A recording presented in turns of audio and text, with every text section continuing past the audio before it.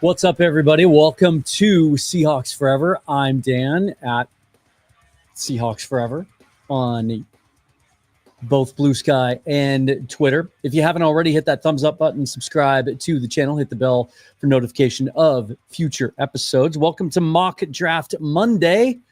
Thought we'd do something a little bit different today. So between now and the end of April, every Monday, do a mock draft. Sometimes it'll be live. Sometimes I'll ask for your input. Sometimes it'll be pre-produced. But each time I will look at it from a different perspective, either trying out different choices at the top, right? See how the rest of the board falls, or thought exercises like I'm going to do tonight, based on what we saw in New Orleans last night with the Philadelphia Eagles beating the snot out of the two-time defending champion Kansas City Chiefs and doing it up front. Both sides of the ball. Offensive line dominating the Chiefs' defensive line, and then really dominating up front on defense. Being able to rush for the entire game, not having to I think there's one analyst that determined there was actually, because the common narrative is that Vic Fangio called 0 blitzes, but there's one analyst out there who thought there was one play where he called a little bit of a blitz or a simulated pressure, and there's some debate about whether those two are the same thing or not. But the point being, they were able to dominate the Chiefs up front and that banged-up offensive line with rushing just 4. And so I thought, let's take a look at what if the Seahawks did a 7-round draft where they only took trench players on both sides of the ball. Like, that's what most of you want the emphasis to be, certainly. It's unrealistic. It's not going to happen. But for the purposes of this thought exercise today, I thought it would be fun. So let's do that. A trench-only 7-round live mock draft coming up next on Seahawks Forever. Welcome to the Seahawks Forever podcast. In-depth analysis on everything Seahawks. And now, here's your host, Dan Viens.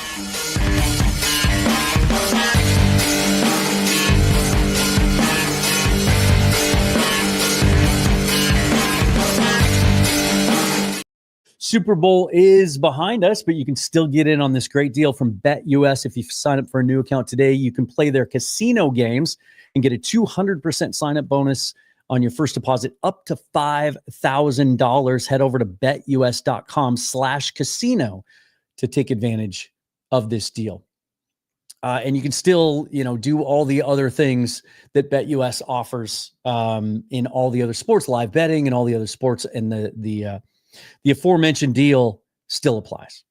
So welcome, everybody. It is officially the offseason, right?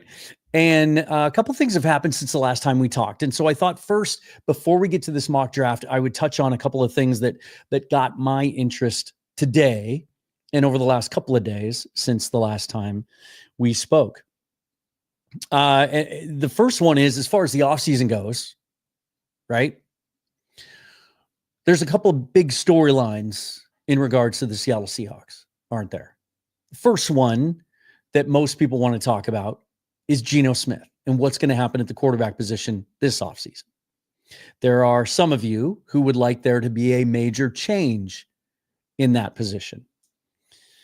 You may be disappointed with what I'm about to talk about. And then there's some things that happened nationally today that I thought were really intriguing that I would like to look at as well. But first, let's get into this. 2 things happened in the last, 36 hours that made it very, very clear that regardless of how, or irregardless, is it regardless or irregardless of how you might feel about Geno Smith being the starting quarterback for your Seattle Seahawks in 2025, there were 2 indications in the last few hours that will most definitely be the case.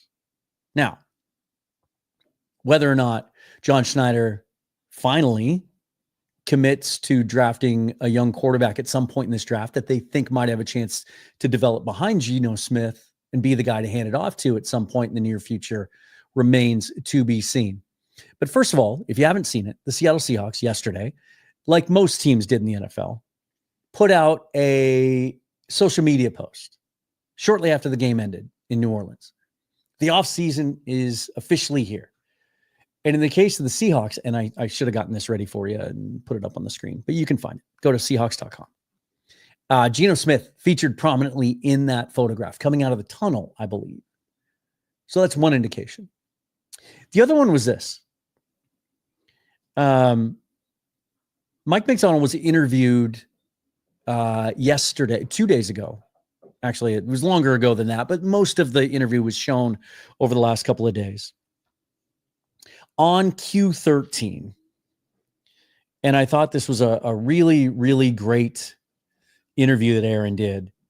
I know a lot of the local media guys tend to generate polarizing opinions from some of you, but I do think that Aaron is a very, very good interviewer. And in this case, I thought he asked Mike some really pertinent questions. He asked him in a very concise way. And this particular one evoked a very emotional and definitive answer from Mike Macdonald when he asked about Geno Smith and whether he expected him to be back next year as the starter. And I'm going to play the last part of Aaron's question because I think that's important here. Here's exactly, you may have read parts of this quote, but I don't think you can really understand the true tone that came from Coach Macdonald unless you hear it. So here we go. Do you expect him to be your starting quarterback next year? Yeah, heck yeah, man. Geno's our quarterback. I don't understand the conversation. It's pretty obvious this guy's a heck of a quarterback. He's our quarterback. We love him. Can't wait to go to work with him. We've had a lot of non-football conversations to keep it legal over the last month or so, and I know he's really excited about Clint taking over. And this guy he's a great player, man, and we can win a championship with Geno Smith. We really believe that, and can't wait to get back to work with him. So up until this point, I think everything that Mike Macdonald has said about Geno Smith could be interpreted multiple ways depending on your prior feelings or opinions about Geno Smith. This time he left no doubt. In fact, that's why I wanted to play the end part of the question. He cut Aaron off, like literally cut him off and jumped in and made it a point to express that he's the guy.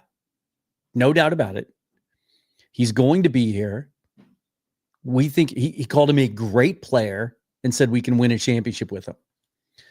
So not going to discuss or debate that point today. That'll happen a million times between now and the beginning of the season and beyond. But I thought that was great. Go to the Q13 website, check out the entire interview. It's worth watching. It's about 10 minutes long. He really has some cool things to say about Clint Kubiak too. In fact, including one thing that I did not know, that he started by saying he has known Clint for a long time. And this is, I think it's an important point because, again, let's go back a year to when Mike Macdonald was hired, and Clint had already signed on with the New Orleans Saints. He had already committed to them as an offensive coordinator. We've seen the reports that Arthur Smith may have been Macdonald's first choice, or certainly one of them, but he didn't want to wait the process out, and he committed to the Pittsburgh Steelers before Macdonald was hired. So you have to wonder if Kubiak was in play or would have been in play last year if Macdonald had gotten hired earlier, or if Kubiak had not taken the Saints job. So I think that's important, that there's some familiarity there. And it just kind of lends itself a little bit more to the argument that Grubb was kind of a shot in the dark. You know, they were left with what was on the table and what was available at the time. And there was no prior history with Grubb. And so it was, very traditional interview process. And we saw the report from Brady Henderson a few months ago that, or at the end of the season when Grubb was fired, that he had to convince them that he could run a balanced offense and create a physical running game as part of the aerial attack that we saw him have so much success with in college. And so, it didn't happen. And that happens in job interviews, right? We always talk ourselves up in the most positive light possible, but without that history at the NFL level, they couldn't see it. They had to take him at his word and kind of take a leap of faith a little bit. That's on them for doing that. And it didn't work, but give them credit for making a definitive move and making a change. And the more I read about that hire, how Kubiak runs his offense, what other people say about him, and now knowing that he and Macdonald have known each other for a long time, I think is really encouraging. Two other things that caught my eye today. One is ESPN came out with, and a lot of people do this time of year, their way too early power rankings for 2025, trying to project how the 32 teams will rank from 1 to 32 next year. Always an interesting exercise. Some of you may feel like it's an exercise in futility, but a lot of that happens during this offseason. It's all a lot of speculation and projection, right?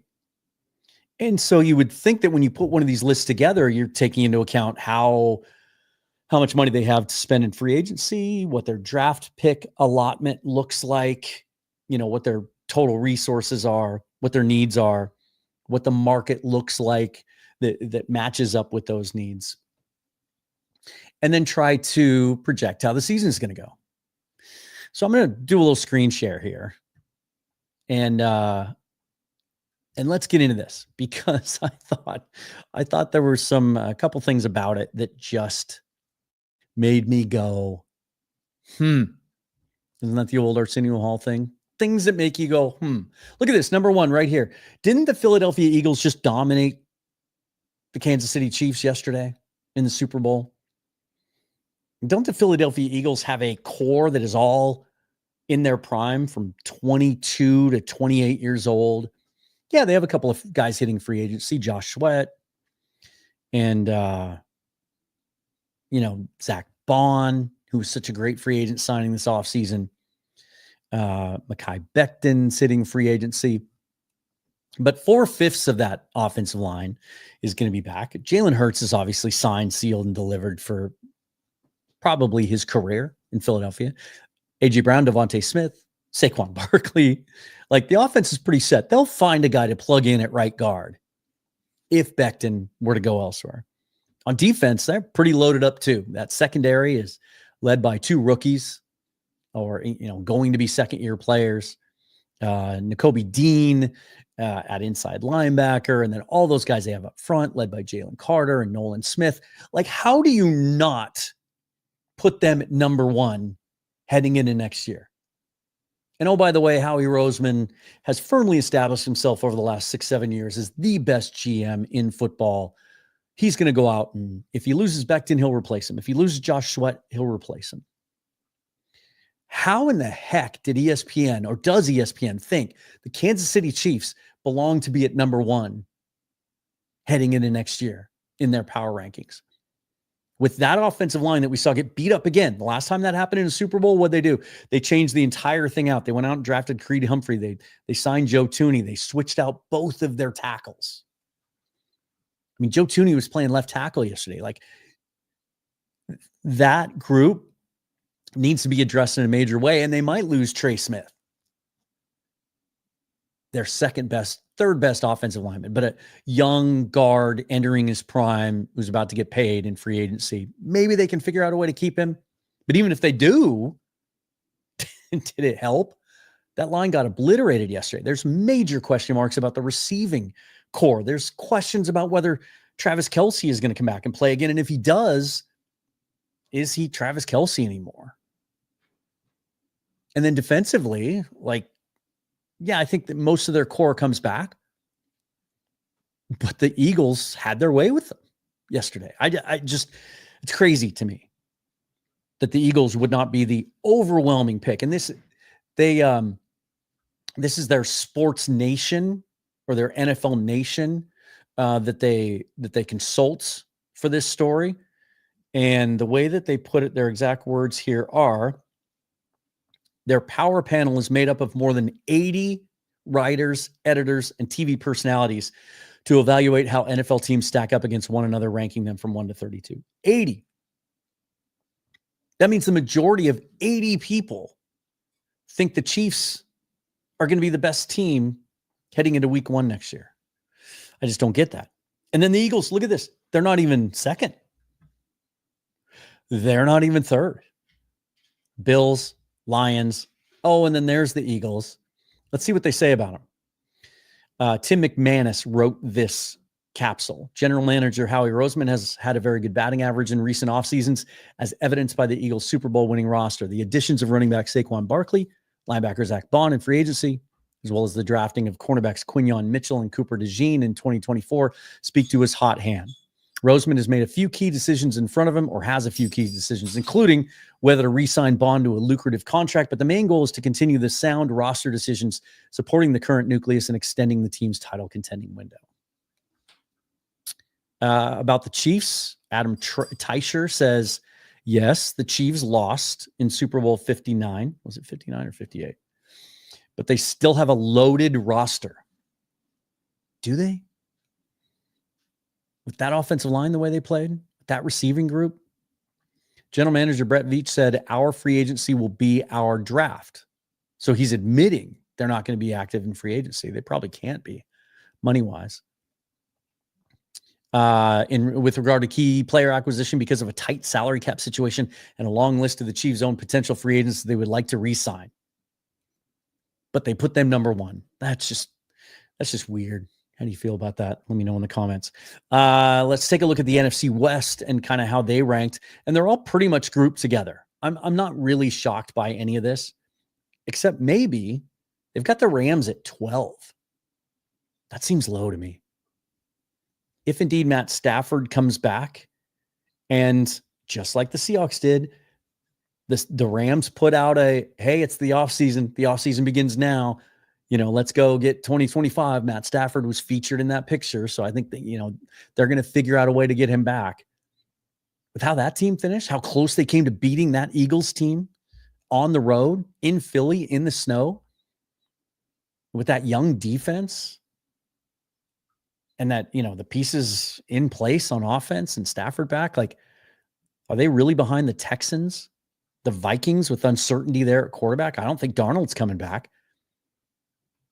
The Bengals, the Chargers, the Packers. They have the Packers at 7. I don't know, man. It's weird. So they go Rams 12, Niners 13, Seahawks 15. And then they have the Cardinals down here at 21. It's not, I'm not going to debate today whether that's where the Seahawks belong or not. But from a national perspective, I get that. I think it probably is about where I would expect them to be placed by a national panel. So that's that. The other thing that I thought would be interesting to look at today is Chad Reeder of NFL.com, who does such a great job covering the draft, did his 3-round mock draft, his first mock draft of the year, and he did it. Hold on one second here. Hang on. I just got to switch this up so I can share it with you. So he did a 3-round mock draft. Let's get into that. And I'll just say this, anyone who undertakes this league-wide is, kudos to them. Here, let me do this properly, because I think it deserves it.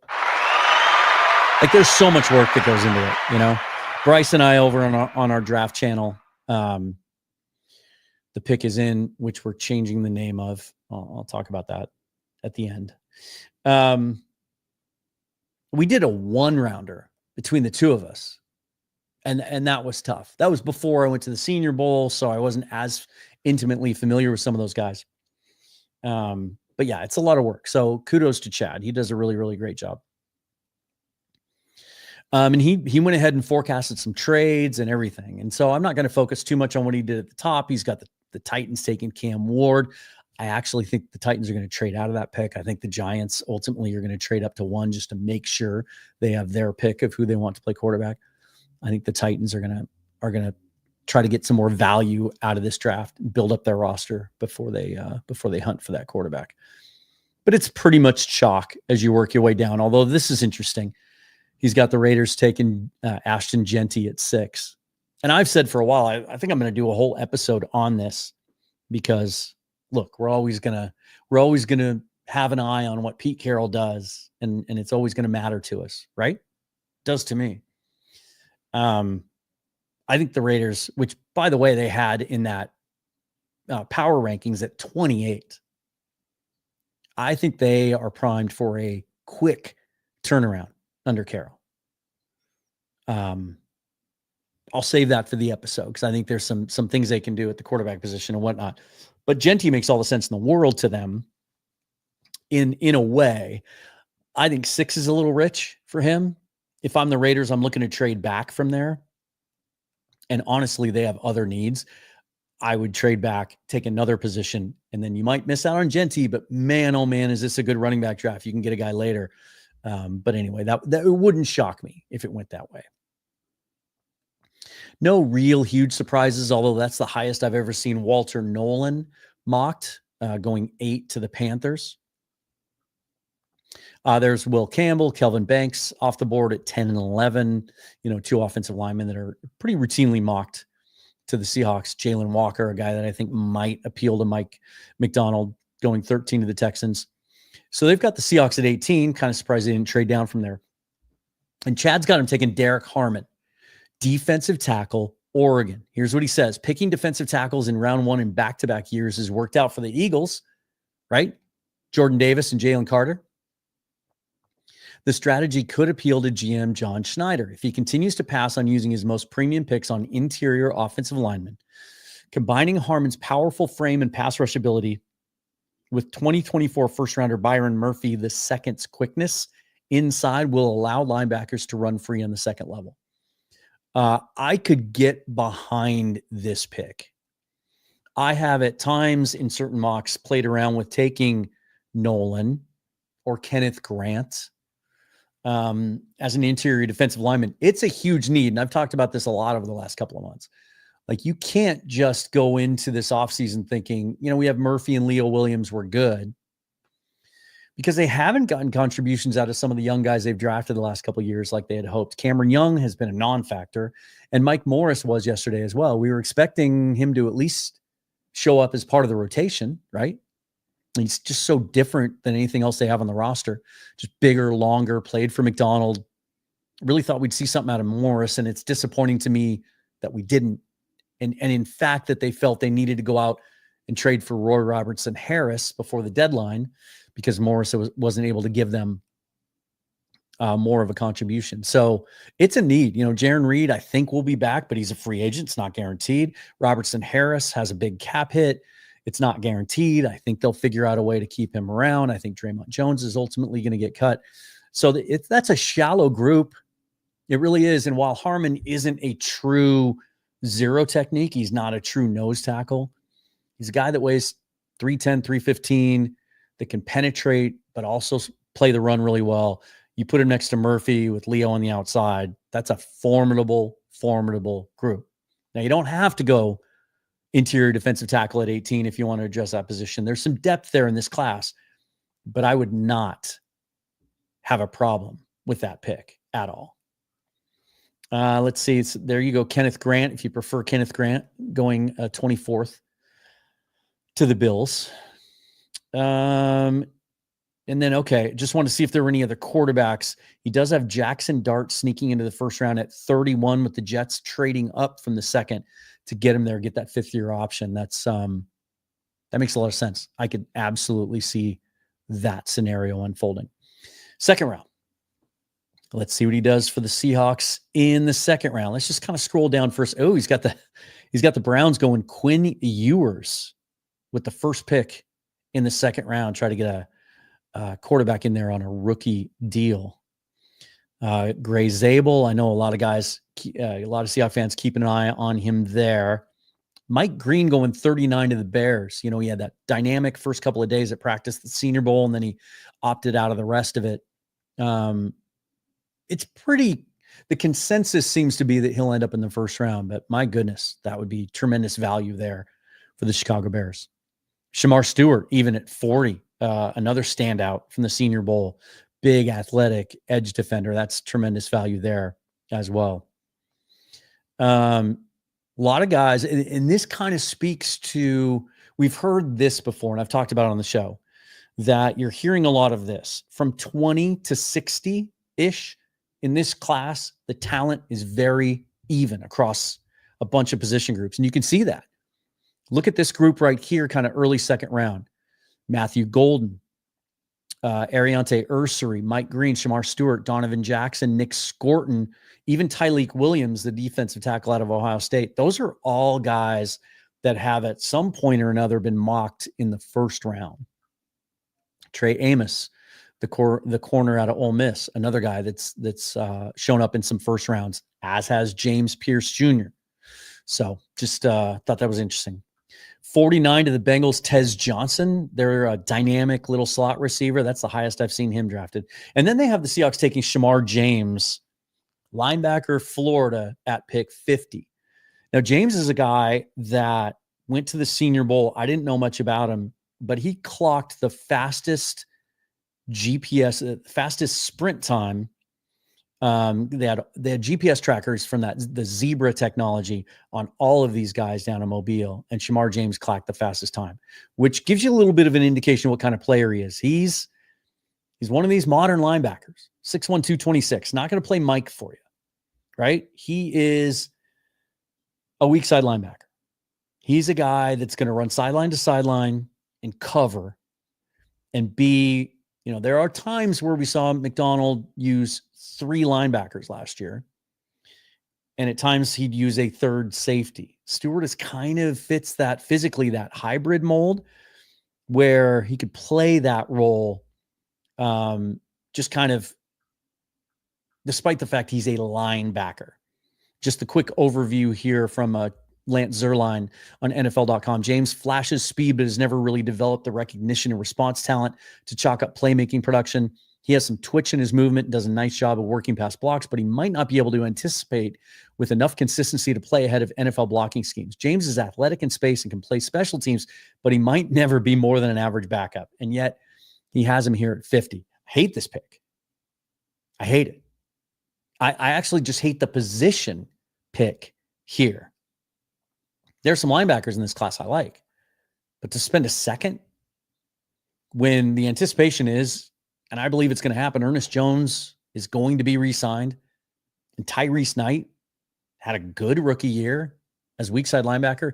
That just seems like a really poor use of draft capital. And let's see what's kind of behind it, right? Because either this would be a really good place to get an offensive lineman, and in particular, a guy that can play inside or tackle if need be. But it could also, you've already addressed one of the trench positions early, right? Defensive tackle. So you could go skill position there. There's a bunch of wide receivers likely here in that tight end group that's so good. If you're going to take a linebacker, I'd much rather have Carson Schweschinger out of UCLA, who was taken 1 pick behind. He can play Mike. He can play as a rookie. Jack Sawyer as an edge player. I would do that first. Corner would make some sense here. Another dynamic edge in Princely Uman-Milan. Like you just kind of go down the board. Nick Emenwari, safety out of South Carolina, who some feel like is the best safety in the draft and a guy that can play in the box and has drawn some Kyle Hamilton-like comps. That would make more sense. Kyle Kennard, big athletic edge player from South Carolina, would make more sense. Jack Besh, the wide receiver. My goodness, did you see the piece that they did on him before the Super Bowl yesterday in regards to his brother passing away in the New Orleans terrorist attack? MVP of the Senior Bowl. He's kind of worked down. I don't like that pick. Not a fan of that pick. Not in the second round. Let's see what he does for us in the third round. And just kind of looking at the early third round, like other guys that would have been available there to the Seahawks. Darius Alexander, my goodness, you've already taken Derek Harmon, but Alexander was just a beast the entire week in Mobile, defensive tackle out of Toledo. I actually think I would prefer him to Derek Harmon. There you go. Now the tight end run, Mason Taylor. So let's go down to the Seahawks here at 82. Emory Jones, LSU offensive guard. Now he's played a bunch of tackle too.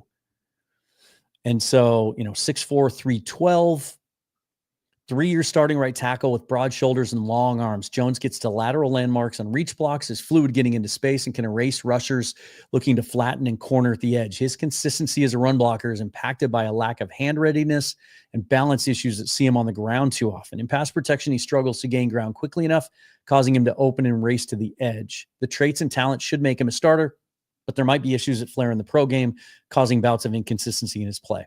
Looked good in Mobile. Played tackle and guard down there. But let me just scroll back a little bit and see what was taken right behind him. There's a couple of those quarterbacks. If you want to take one there, Kyle McCord could be had. Jalen Royals, a guy that 2 weeks ago I did a specific feature on, a whole episode on him. Go take a look at that if you want to. Would love that at 82. That would be a great pick, in my opinion. Jalen Rivers, offensive tackle who played a bunch of guard, also down in Mobile at 94 to the Browns. I actually like Rivers better than Jones. I actually would do, if you haven't seen this one either, you go back and I would take Jackson Slater in this spot. The kid out of Newport High School and Sacramento State who told me on the show the other day, after his great week in Mobile, that he's being told that he's a late day 3 or early day 3 or late day 2 pick. I actually would prefer him over Emory Jones here as a guy that can play guard. I think he's good enough to play as a rookie, can play center. Also, he might figure prominently in the live mock draft we're about to do with the trenches only. So I'm not a huge fan of what Chad did here for the Seahawks. I understand how difficult it is to mock for the rest of the league. It's tough. It's really tough to know intimately all of the team's needs and what you think they might do in the offseason. That's why I said it takes so much work, and I have so much respect for those who do. I just don't like what he did. Not for the Seahawks. I hate that he took an inside linebacker in the second round.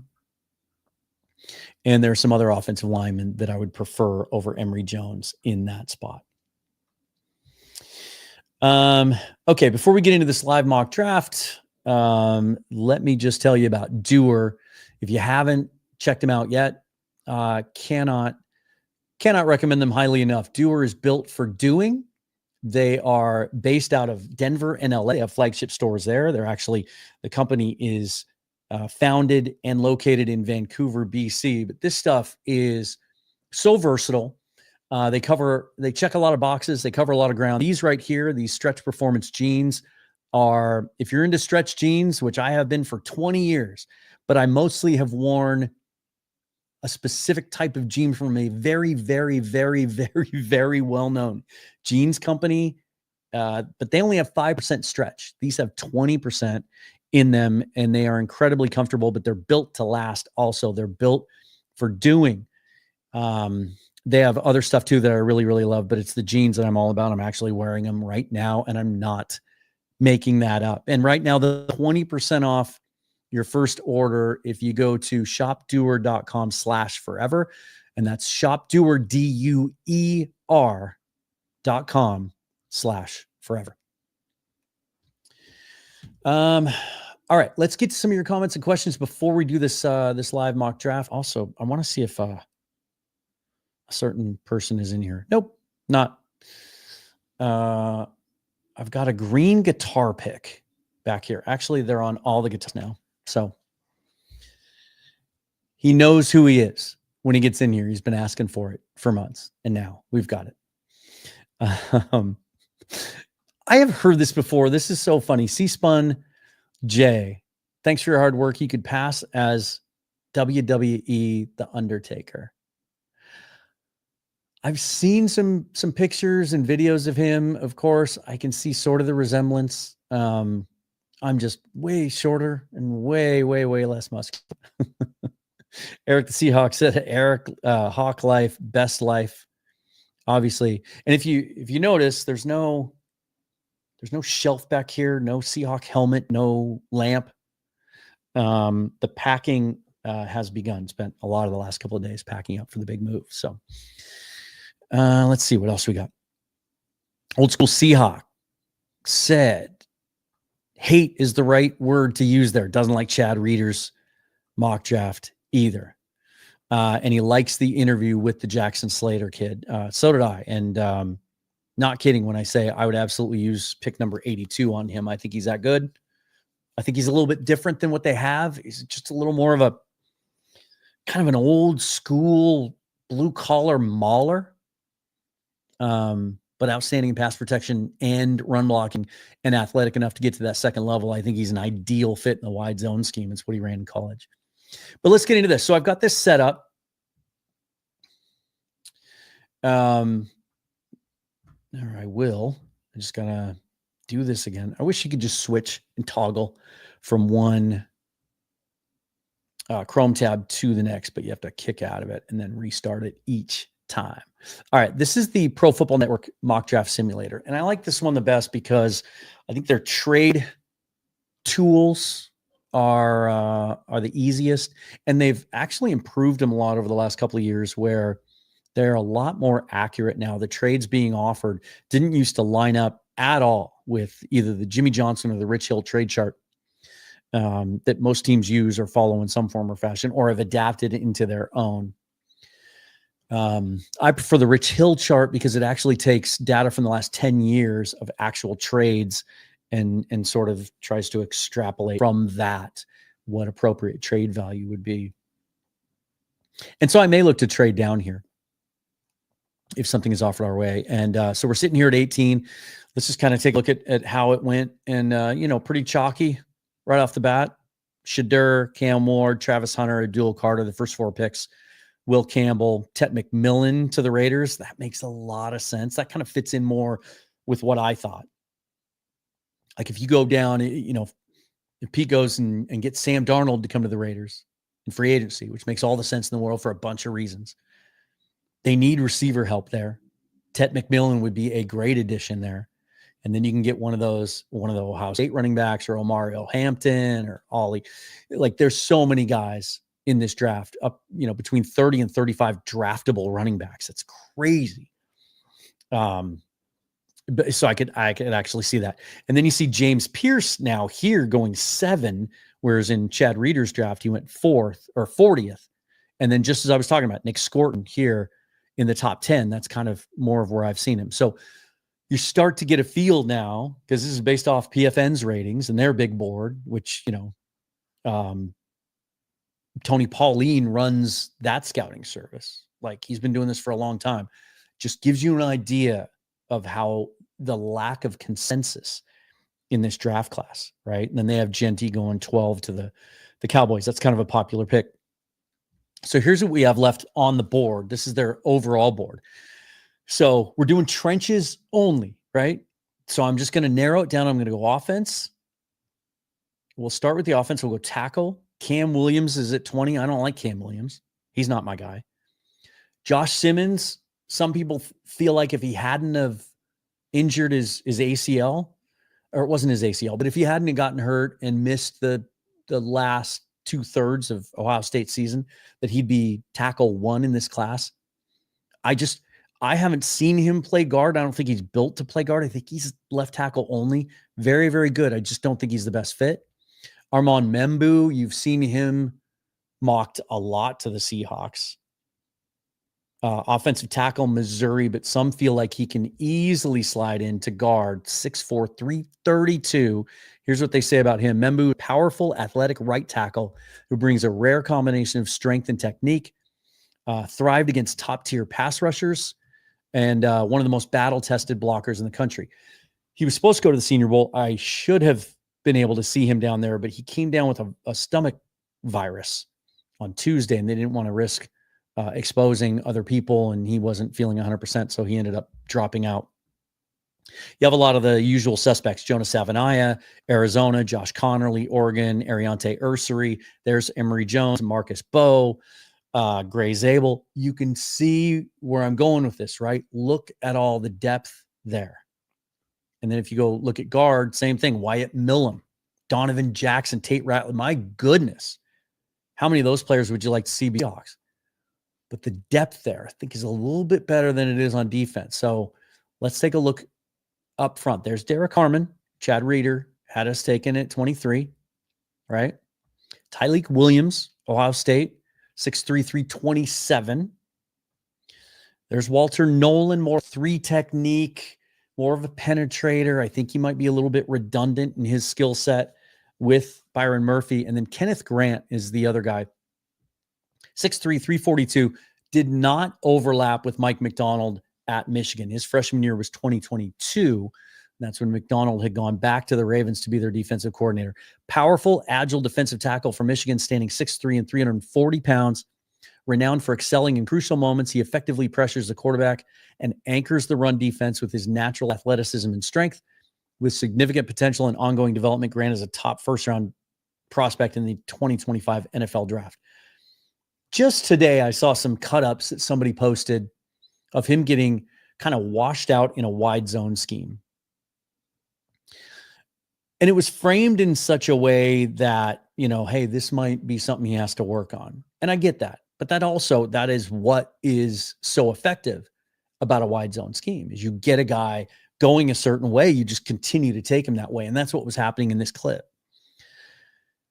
And then there's been some people who say, well, he's benefited from playing next to Mason Graham, who's going to go in the top 5.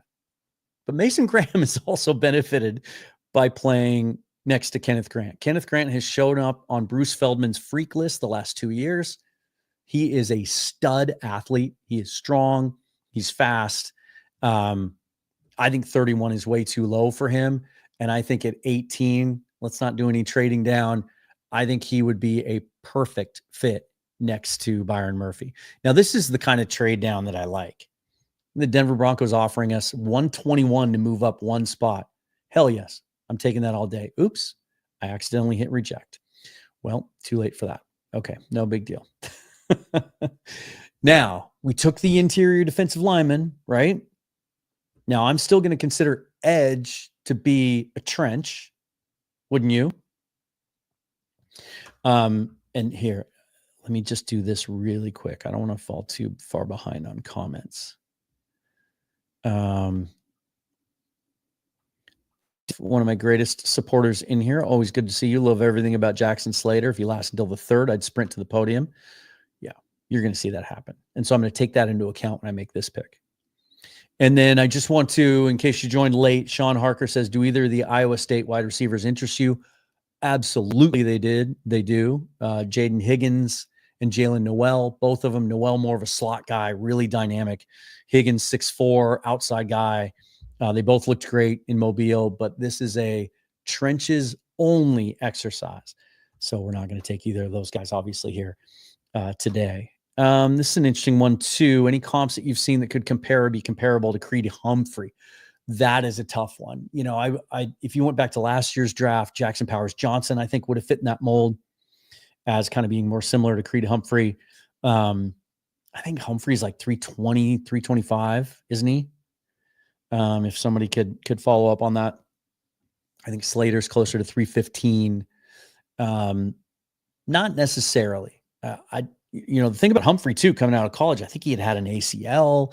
There was some concern. That's what pushed him down to the 2nd round. I don't see anyone in this particular draft that is a true, like, obvious comp to Humphrey. But there's some good centers in this class, and you can get a good one. Jonah Monheim is another guy from USC that I thought was outstanding at the Senior Bowl, and we would be happy with him at any point in this too. But knowing that, a couple of things. I'm operating on a couple of premises here. And also part of the exercise of this draft, they're not going to do this, obviously. And so I don't want to think too much about how these guys would fit together, but more so just to show you the value from rounds 1 through 7 in this draft class on both sides of the trenches.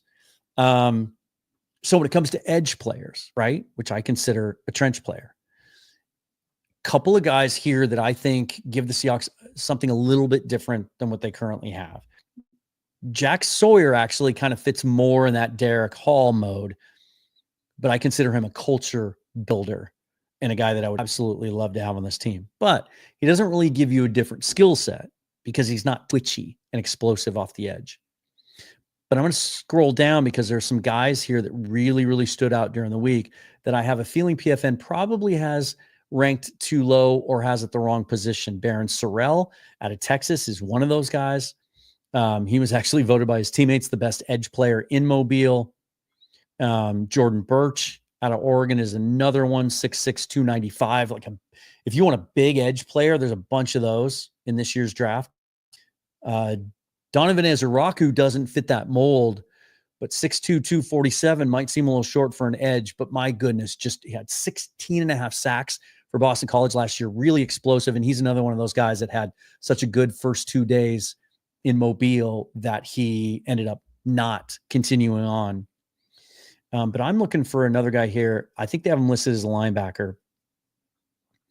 And I think they're too low on him. Yeah, Femi Oladejo from UCLA. We can come back to him, okay? And then, sometimes they list guys inside that should be outside. Shamar Turner fits that mold. Omar Norman Lott can move around a little bit, although he's mostly a 3 technique. If we go back to offense and we look at tackle, there's Emory Jones, there's Marcus Bowe, and there's Gray Zabel. Not going to take Zabel here because I don't think he's... What do you guys think? Yeah, Darius Alexander is way too low, and that's why, honestly, I think his range is going to fall smack dab in the middle of 18 and 50. I think, if the Seahawks choose to go with Grant like we did in the first round, they're not going to have a chance to get Alexander by 50. And then at that point, I think the argument can also be made that kind of similar in skill set to Byron Murphy. But man, Darius Alexander had a great, great week in Mobile and really, really helped himself. Tell me what you guys think. Zabel really improved his profile in Mobile, but now that the dust is settling, you're starting to see a lot of the national mock drafts and big boards that have him kind of around this range. So what if? What if? Let's do that. Let's take Ray Zabel here because look, if he slips to 50, there's no way in hell I'm passing on him. And I don't think he's redundant with Slater. But let's take a look before we commit to that. Because this is another thing about these simulators. And sometimes it can be kind of a fallacy, a weakness of using them, but also it's sort of how the real draft works, right? As you're looking at the board, you're at the VMAC and you're in the war room, you're John Schneider, and you're looking at the board and you see a guy at the top of your board that you have ranked as the next player available, but from all your intel, and John Schneider's as smart about this as any GM in the league, that you're higher on him than other teams, and he might still be available on your next pick. You take that into account. So I'm just doing the same thing, right? Man, this offensive line class is loaded. Clay Webb, Jacksonville State, is ranked 158th. That's a miss. Yeah, don't love that. I know I can get Slater a little bit later. So let's just take a look at that edge position again, because I really like this. And I'm going to do this. I think this is more realistic. I don't think there's any way in hell he doesn't go on day 2, and that's Femi Oladejo. Started out as an off-ball, and PFN doesn't have a write-up on him. 6'3", 261. Started as an off-ball linebacker at Cal for 2 years, transferred to UCLA, and then just moved to edge this last season. And it's like not quite as impactful as Abdul Carter, but he did the same thing at Penn State. He was an off-ball linebacker, just moved to edge this year and just blew up. Well, Oladejo did the same thing. He was unblockable for most of the week in Mobile, had 2 sacks and 2 tackles for loss in the game, and was a problem for anyone in one-on-ones the entire week. He looks like a Greek god. He's the guy you want getting off the bus first. Long arms, high motor. I think 2 years from now, if you take Oladejo, he's probably one of your starting edges, regardless of whether Derek Hall and Boye Mafe are both still on the roster. He's holding down one of those spots. I think by the time we get to the draft, he's going to be in this range. He's going to be available. This is where he's going to go. And so I'm taking him. Yeah, MWN says Darius Alexander way too low. He is. If Zabel makes it to 50, I'd be shocked. So would I. But this one time anyway, I'm going to do it. I do think there's a chance that after the consensus, like the top 5 or 6 offensive linemen go in the first round, that there's going to be runs on other positions. You're going to have a running back run in the second round. You're going to have a tight end run. Zabel could make it down to 50. Let's see here. The real econ. My very optimistic scenario is John Benton turning Anthony Bradford and Christian Haynes as Pro Bowl or even AP guards, meaning draft is mostly allocated for defense. Thank you for bringing this up. I meant to touch on this before I got into this, but the closer we get to the draft, I think that's how you guys are going to feel. And it's also one of the things Mike Macdonald said to Aaron in that Q13 interview is he said, we like the guys we have. They've spent in the last 2 years a 5th on Oluwatimi, a 4th on Anthony Bradford, a 3rd on Christian Haynes, a 6th on Michael Jarrell, a 6th on Satawa Lamea. See what I'm getting at? They're not going to give up on all those guys. Players develop, right? I found myself today having to stop myself from debating somebody about a draft prospect because it hit me that I was having the same conversation over and over again. Different followers, different viewers, different players. But the idea that you make your mind up about what a prospect is because that's what he is and he's never going to change. They're called prospects for a reason. Players develop. You're banking on upside. You're trying to project a skill set and then asking yourself as a scout, can we coach that kid? Can we get, what do we think he could become? And can we get him there? Nobody comes out of college as a finished product. Nobody does. Like, I don't know. Go back to the last guy that was a slam dunk first pick. Who was it? Was it Andrew Luck, maybe? And even he had his struggles early on, right? Peyton Manning threw 28 interceptions as a rookie. John Elway threw a ton of interceptions. These players take a long time to develop it. And in particular, linemen seem to, especially interior defensive linemen. Sometimes it takes till year 3 for them to really reach kind of their ceiling, which, gives us hope for Byron Murphy, certainly. An offensive lineman, my goodness, all we've heard for the last 20 years is how difficult of a leap that is because the wide splits and the air raid and how that's impacted college offenses and how that's made it so much more difficult to transition to the NFL, never being in a 3-point stance, everything's pass blocking, but yet we're going to look at a kid's tape and think he's not going to make it. Right. So Christian Haynes is going to be one of the starting offensive linemen this year. I feel strongly about that. Mike Macdonald has said it, that he feels strongly about it. Right. I think you can make the argument that Oluwatimi has earned the right to expect he's going to go into next season as the starter. Now, if you add a guy like Jackson Slater and he beats him out, fine. Best man wins. Right. Let's continue to add talent.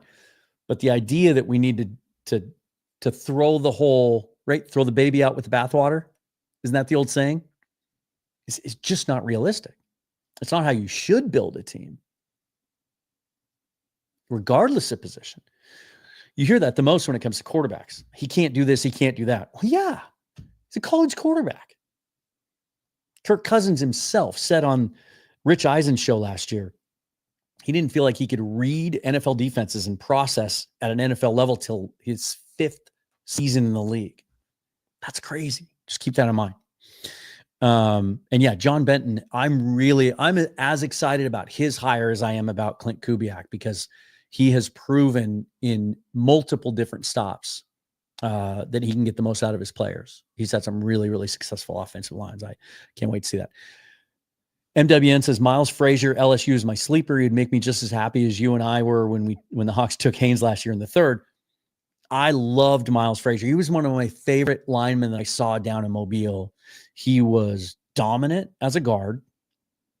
And then on Thursday, NFL scouts asked the coaches down there if they could look at him at tackle. And so he played some tackle on Thursday. Didn't look as good there, had trouble with speed. My thing with Frazier, he's kind of built like Tyler Booker. Like he's 335 pounds and thick. My comp for him actually is Damian Lewis. Same school, but they're built the same. I'm not sure that Lewis or Frazier is a perfect fit in a wide zone scheme that Kubiak prefers. I'm not sure I see him getting out as athletically to the second level as a Gray Zabel, Jackson Slater, or Clay Webb, certainly. And some other guys too. Marcus Bowe is another guy that I could have easily taken that they insisted on playing him at tackle in Mobile, but he's 305 and 6'4", and I think center or guard's his best position, and he's an athlete. Like I could see him being one of those early picks as well. So let's check in on our picks because I've been blathering on for the last 5 minutes, and let's just kind of review where we are. Kenneth Grant, defensive tackle. Gray Zabel, they have him listed as a tackle here. He's a guard or a center all the way. And then Femi Oladejo at 82. So we've impacted interior defensive line, edge, interior offensive line. Let's go back and look at this offensive line group because these guys will start to go. And this is where I would take, if you guys really want Jackson Slater, they've got him ranked 448th. Come on, Tony Pauline, catch up to the rest of the world. But let's take him here because then we're done on the interior. I'm going to try to get a tackle at some point, maybe a potential swing tackle, a guy to develop, and I've got a couple in mind. But let's do that. Now let's go. Now we're at pick. Did I make that pick? I sure did. Now we're at pick 173. Let's go back to the defense again. Look at defensive tackle. Ty Robinson, Nebraska, really, really strong. 6'5", 300, can play that big edge too. That's a role that I'd like to fill. Mike Morris wants to change my mind. MW, Don Jackson. Are you talking about Dan Jackson, the safety out of Georgia, or Cam Jackson out of Florida? Let me know. Or am I missing somebody? If you kind of go Yaya Black, or it's actually pronounced Waya. This dude is massive out of Iowa. 6'6", 337. He would be intriguing as heck. He doesn't look that big. Doesn't look like a nose tackle. He's long. He had the longest wingspan. I think it was 84 and a half inches. Didn't dominate the way I'd hoped to down there, but he's got an edge to him. Chippy. Got fights while he was down there. Oh, there we go. Donovan Jackson. Yeah. Oh my goodness. I like him too. Yeah. The moral of the story in the first 3 or 4 rounds is there's so much talent there on both trenches, especially offensive line. They're going to get one of those dudes. Look, they still have Darren. Tony Pauline needs to get his stuff together here. Waya Black, I think this is kind of the range he might go because, the little bit of a suddenness. There's Cam Jackson. I was talking about him earlier. If you want a true nose tackle, 6'6", 340. I can get him later. Let's go back to this edge position and see if any of these bigger dudes are still there. I actually kind of like Ty Robinson. 6'5", 296. They don't have a write-up on him. But from what I saw, he's just country strong. And I think he gives them something that they don't really have on the roster outside of Leonard Williams. He can reduce inside. He can play tackle, but he can play big, like 5 technique edge too. Just motor, blue collar, guy that you kind of plug in there and you don't have to worry about. And for whatever reason that Mike Morris wasn't able to make an impact, I think he could. Let's go back. How many picks do we have left? We have 4 picks left. We're not trading down. Let's see if we can take one of these tackles. Jack Nelson, Wisconsin, typical Wisconsin tackle, 6'7", 315. Michael Thompson's a big fan of his. Jalen Rivers, Miami, 6'5", 325, also showed some guard versatility. I like that. Carson Vinson's a guy down at the Senior Bowl that looked great during the week, but my goodness, he got eaten alive in the game. Small school guy, Alabama A&M, 6'7", long tackle. He gave up a bunch of sacks in that game. Where's Ozzie Trapillo? Has he been taken? I missed out on Ozzie. out of Boston College. Really, really like him. Well, let's take Jalen Rivers here because he's a guy that I would like to come out of this draft with a guy that can play tackle or guard. I don't know that he can handle left tackle, but he could absolutely handle right tackle in a pinch. Or we continue to hear kind of that growing buzz about maybe Abe Lucas should shift inside to guard. It might help protect him. But let's take Jalen Rivers here. And by the way, could you be more excited about, did you see Abe Lucas's Instagram story the other day where he's squatting, full on squats, no brace? He said he's 100% good to go. He can attack the offseason from February on. And just like he said at the end of the season. So we shouldn't have to hear any sirens as you do in the background here. As I'm in the hospital zone here in Seattle for Abe Lucas this year. So we've got a big interior defensive tackle. We've got 3 offensive linemen now. I think we're good there, right? We've got a guy, Zabel and Slater can play either guard or center. Let them battle it out. And Jalen Rivers can play right tackle or guard. So let's go back to defense and add some different body types, add some different shaped dudes. Josh Farmer was a beast the whole week down there. 6'3", 314, monster, quick off the ball, very, very strong. I think he's no brainer here. And then I want to get a true nose tackle. Dave asks who my favorite nose tackle prospects are. There's a couple of them. Jamari Caldwell out of Oregon was outstanding until he came up in practice on Thursday, a little bit lame, couldn't play in the game on Saturday. So he's a guy that I really, really like, much, much quicker than you'd expect at 335. And then the guy that I'm about to take here, actually, if Wyatt Black's still on the board, that's who I'm taking. And so let's do that first. Already talked about him. And then let's finish up by taking Canson. 6'6", 340. And again, I think I've already said this in regards to Caldwell and even Kenneth Grant, but like moves better than a 340 pounder should ever move. Like true nose tackle.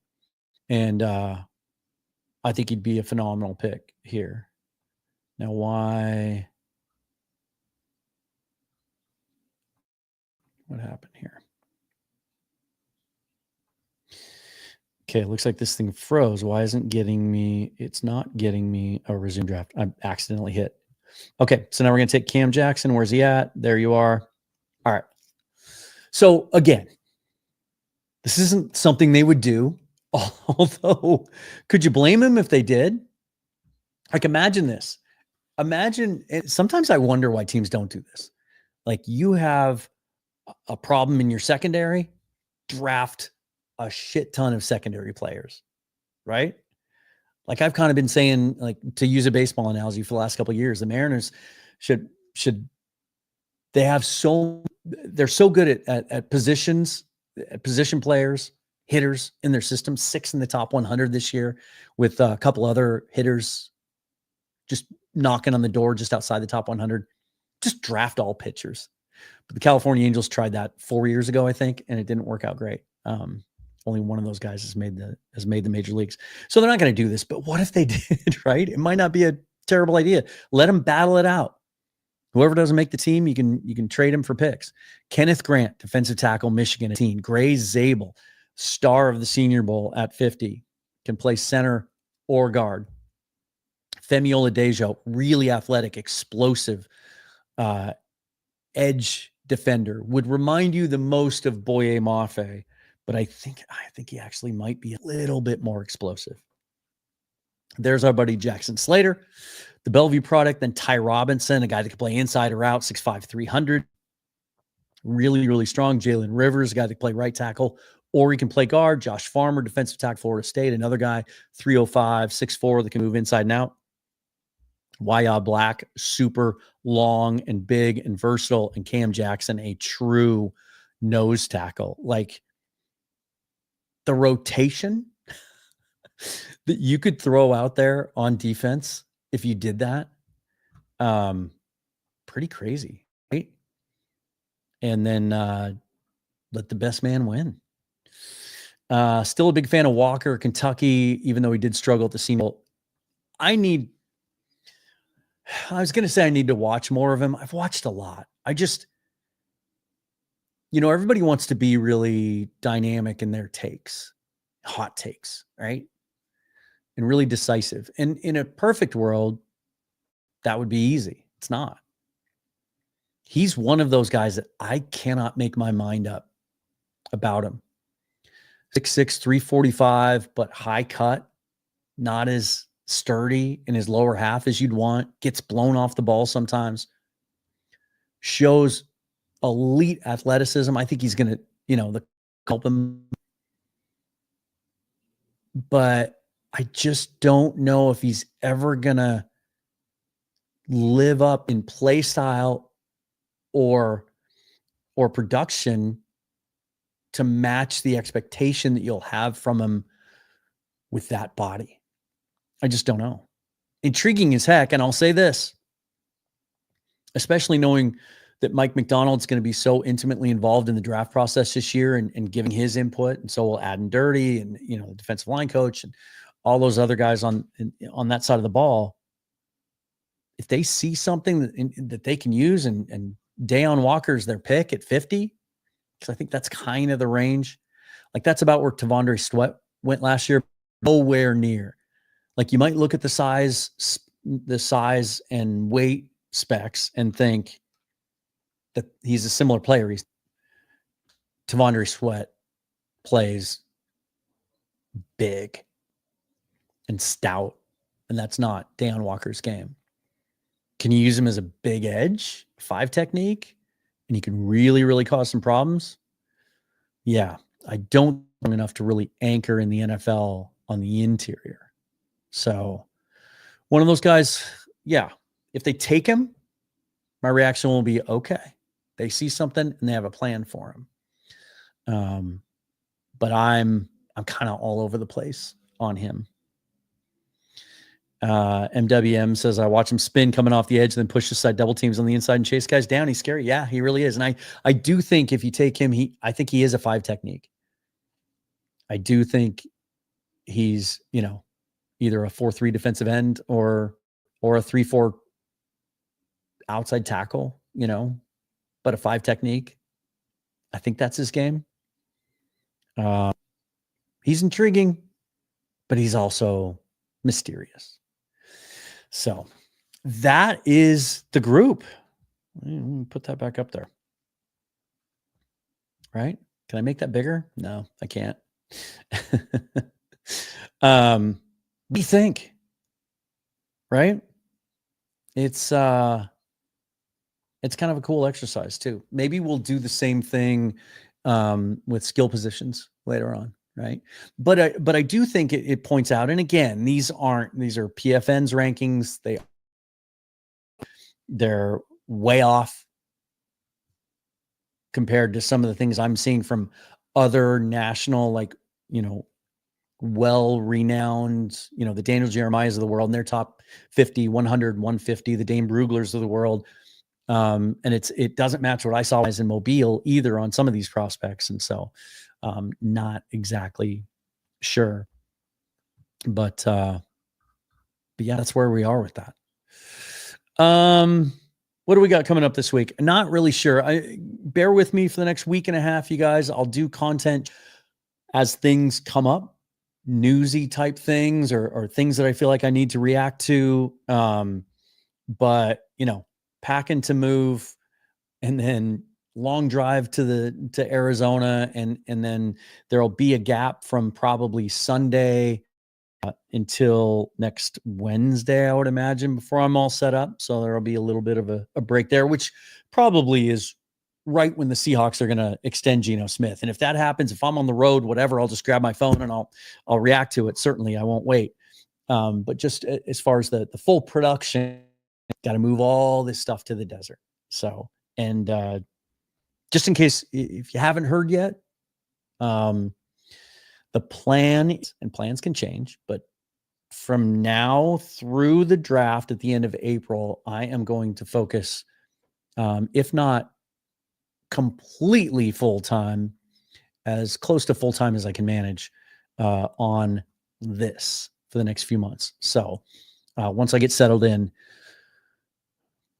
if anything, you might be complaining to me about too much content. So the way to stay up on all that is hit that bell so you're always notified of future episodes. All the other ways that you can support me and or the show are down below in the description.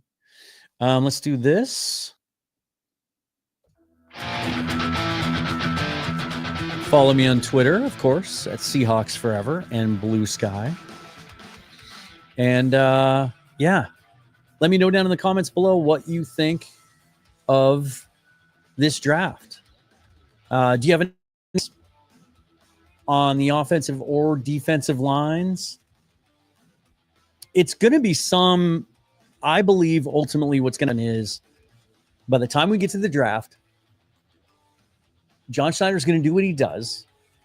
And he's going to hedge the biggest needs so that when we get to the draft, we don't feel like there's a need to reach. Now, what's going to help determine how good of an offseason this could be is how good those free agent signings are. Like sometimes he likes to go for the kind of the middle class signings. They didn't work out last year, right? He was like 0 for 7 or 1 for 8, I mean, depending on how you look at it. Just didn't get the contributions that you need to and the impact from the off-season free agent class to make that next step. But what the Philadelphia Eagles did last year, we'll finish on this note. Remember the Eagles last year? They completely fell apart in the second half of the year. Completely fell apart. There were people that thought Nick Sirianni should be fired. But what did he do? He had a good offseason. He had a good core in place, right? I think we feel pretty good about the Seahawks core. He had a good young quarterback in place.